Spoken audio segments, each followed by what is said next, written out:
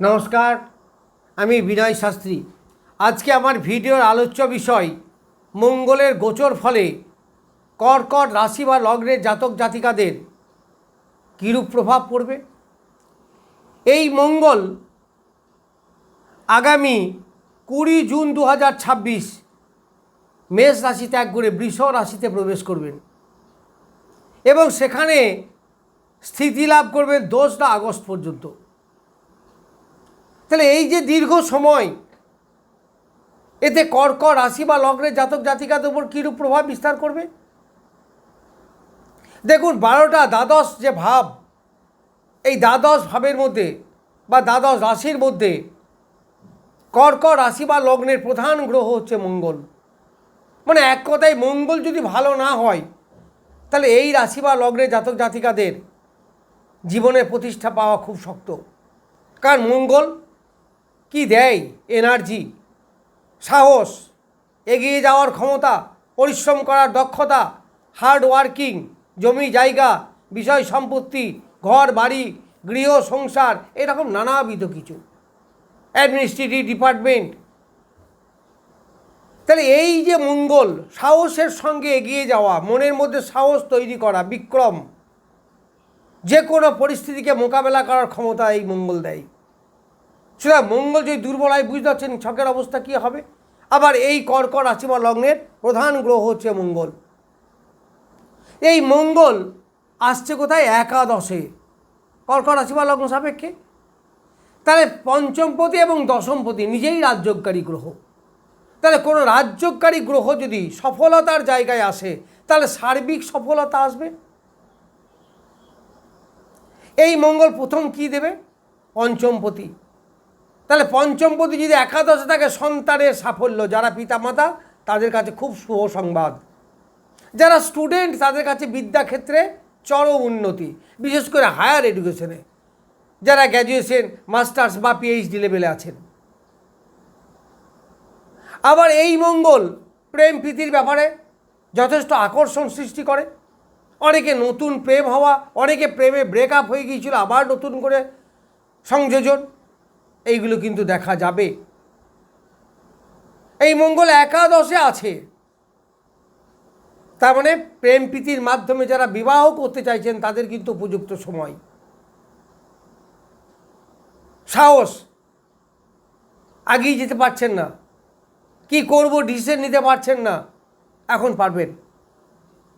ভয় ভীতি অনেকটা দূরে সরে যাবে, অনেকটা পরিস্থিতি আপনার অনুকূলে আসবে।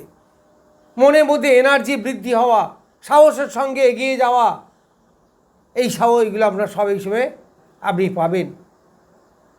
ফাটকা ইনকাম, অনেকের চাকরিতে প্রমোশন হওয়া, এইগুলো কিন্তু এই মঙ্গলের কাছ থেকে আপনি এখন পাবেন। আপনার ইচ্ছা, কামনা, বাসনা, ডিজায়ার যেটাকে বলি আমরা, সেটা ফুলফিল হবে।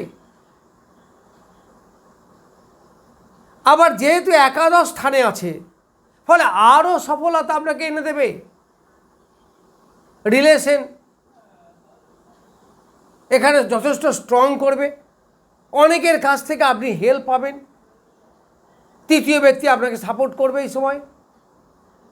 আবার মঙ্গল দশমপতি, দশমপতি মানে কর্ম। তা আমরা যাই করি উপার্জন তো করতে হবে, তাহলে উপার্জন করতে হবে, আমাদের কর্ম করতে হবে। যদি আপনার ছকে মঙ্গল খুব দুর্বল না হয় এবং আপনার যদি দশা অন্তর্দশা খুবই বিপরীত না হয়, তাহলে আপনার কিন্তু এটা যথেষ্ট ভালো সময়, মানে সাংঘাতিক ভালো সময়। ওই যে আপনারা বলেন না যে ভালো তো বলেন, পাচ্ছি কোথায়, কেন পাবেন না? এটা ন্যাচারাল ব্যাপার। তো আমি তো যুক্তি সহকারে বলছি, কেন পাবেন না? যদি না পান তাহলে আপনি আপনার কোনো প্রিয় জ্যোতিষকে দেখিয়ে নেবেন, একটু কনসাল্ট করে নেবেন। জ্যোতিষের কাছে গেলেই যে আমাকে পাথর পরতে হবে, কবচ পরতে হবে, তাবিজ পরতে হবে, এমন তো মানে নাই। আপনি একটু গাইডটা নেন না। তার দশমপতি হওয়ায় কর্মে অনেকে নতুনভাবে এখন কর্ম পাবেন, উপার্জনের একটা রাস্তা পাবেন। আবার দশমপতি একাদশে কর্মের সাফল্য, কারণ একাদশ আমাদের ইচ্ছা পূরণের জায়গা, সাফল্যের জায়গা, ডিজায়ার ফুলফিলমেন্টের জায়গা। এই মঙ্গল আপনাকে সব দেবে। আবার কর্কট রাশি বা লগ্ন সাপেক্ষে মঙ্গল মিত্র গ্রহ, চন্দ্রের মিত্র গ্রহ। ফলে কর্মের দিকে আপনি যথেষ্ট এগিয়ে যেতে পারেন। জীবনে প্রসার বৃদ্ধি, মান যশ খ্যাতি, যারা স্টুডেন্ট তাদের মার্কশিট পরিষ্কার হবে, রেজাল্ট অবশ্যই ভালো হবে, পড়াশোনায় অ্যাটেনশন বৃদ্ধি হবে, যদি আপনার কোনো বাজে নেশা না থাকে। কারণ মঙ্গল অনেক বাজে নেশায় জড়িয়ে দেয়, কারণ এরা বৃশ্চিক রাশির অধিপতি, জলরাশি, ফলে কোনো লিকুইডের দিকে নেশা। দশমপতি কর্মের নেশা অবশ্যই থাকবে। তবে জমি জায়গা কেনা, লোন করা, অতিরিক্ত লোভ সৃষ্টি হওয়া, এইগুলো কিন্তু হতে পারে। অতিরিক্ত লোভই কিন্তু পতন আনে, সুতরাং সেইগুলো ত্যাগ করবেন।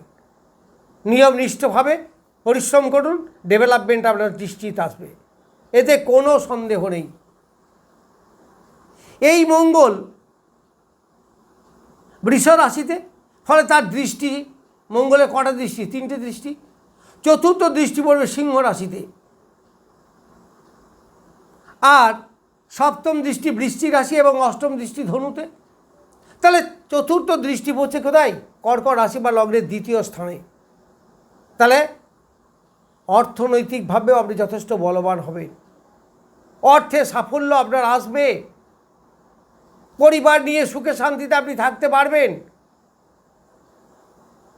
এই সময় আপনার ভাষা হবে অনেকটা স্ট্রেট ফরওয়ার্ড, যেটা বলা হয়, মানে সোজা সাপটা কথা বলা। একটু কথাটা ভেবে চিনতে বলবেন, বেশি যুক্তিবাদী হবেন না, তাতে আপনার অপোজিটে যে আছে সে চটে যাবে। ফলে একটু ধৈর্য ধরে অল্প কথার মধ্যে কাজ সম্পন্ন করার চেষ্টা করবেন। পরিবারের লোকেদের সঙ্গে একটু কথা কাটাকাটি, একটু মনোমালিন্য হওয়া, আত্মীয় বর্গের সঙ্গেও তাই, এইগুলো থেকে একটু সাবধান থাকবেন। তবে অর্থ উপার্জন, সেভিংস, এইগুলো কিন্তু অবশ্যই হবে। মঙ্গলের চতুর্থ দৃষ্টি মানে বেশ ভালো, বেশ সফলতা আপনাকে এনে দেবে। তবে একটু দাঁতের প্রবলেম, এইগুলো কিন্তু আসতে পারে। এই মঙ্গলের সপ্তম দৃষ্টি পড়ছে বৃশ্চিক রাশিতে, তাহলে বৃশ্চিক রাশিতে সপ্তম দৃষ্টি, আবার বৃশ্চিক রাশির অধিপতি হচ্ছে এই মঙ্গল, ফলে দারুণ ভালো ফল পাবেন।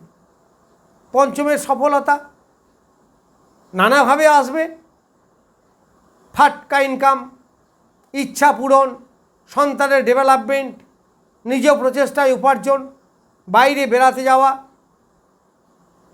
একটু অস্থিরতা আপনার আসবে, কিন্তু কর্ম করার যে এনার্জি, সেই এনার্জি আপনি প্রচুরভাবে পাবেন। সন্তানের ডেভেলপমেন্ট, সন্তানের সঙ্গে সুসম্পর্ক আরও বৃদ্ধি পাবে, মানে ঘনিষ্ঠতা বাড়বে, সন্তানের সাফল্য, হায়ার এডুকেশনের সাফল্য, সবই সাফল্য।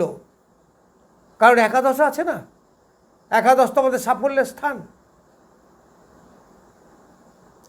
এইবার তার অষ্টম দৃষ্টি পড়ছে ধনু রাশিতে, তাহলে কর্কট রাশি ষষ্ঠ স্থান। এই ষষ্ঠ স্থানে মঙ্গলের অষ্টম দৃষ্টি কিন্তু খুব একটা ভালো নয়, ফলে শরীর স্বাস্থ্য নিয়ে একটু সাবধানে থাকবেন। লোন করবেন না, কারণ লোনে এই সময় জড়িয়ে গেলে তা পরিশোধ করা খুব মুশকিল হবে। এই সময় জমি জায়গা বিষয় সম্পত্তি যেগুলো কিনবেন, অবশ্যই সাবধানে কিনবেন, কাগজপত্র ভালো করে বুঝে নেবেন, কারণ এই জমি জায়গা ক্রয়ের মধ্যে দিয়ে আপনার সমস্যার সৃষ্টিও হতে পারে। একটু সতর্ক থাকবেন। তবে এটা বৃহস্পতির ক্ষেত্র এবং মঙ্গলের মিত্র ক্ষেত্র, আবার বৃহস্পতি এখন তুঙ্গ ক্ষেত্রে আছে, ফলে সমস্যা হবে এরকমটা আমি বলছি না, তবে হতেও পারে। একটু সতর্কতা অবলম্বন করবেন, তাতে আপনার আগামী দিনগুলো আরও ভালো হবে। এই মঙ্গল এখানে 3টে নক্ষত্র অতিক্রম করবে। প্রথমে কৃত্তিকা নক্ষত্র, তারপরে 4 জুলাই আসবে রোহিণী নক্ষত্রে, তারপর 23 জুলাই আসবে মৃগশিরা নক্ষত্রে। তাহলে এই যে 3টে নক্ষত্র অতিক্রম করবে, এই 3টেই কিন্তু মঙ্গলের মিত্র নক্ষত্র। কৃত্তিকা রবির নক্ষত্র, যেটা কর্কট রাশি বা লগ্ন সাপেক্ষে দ্বিতীয় পতি, তাহলে সেখানেও একটা ধন আসার, অর্থ আসার একটা ইঙ্গিত দেখা দিচ্ছে। আবার রোহিণী নক্ষত্র চন্দ্রের নক্ষত্র, রাশি বা লগ্নপতির নক্ষত্র, এখানেও ভালো। আবার মৃগশিরা তো তার নিজেরই নক্ষত্র, ফলে নক্ষত্রগতভাবেও আপনাকে বেশ ভালো রেজাল্টের ইঙ্গিত দিচ্ছে। যাই হোক, আমি মঙ্গলের প্রভাব কর্কট রাশির উপরে কীরূপ সেটা সম্বন্ধে কিছু বললাম। নমস্কার, আজ এ পর্যন্তই।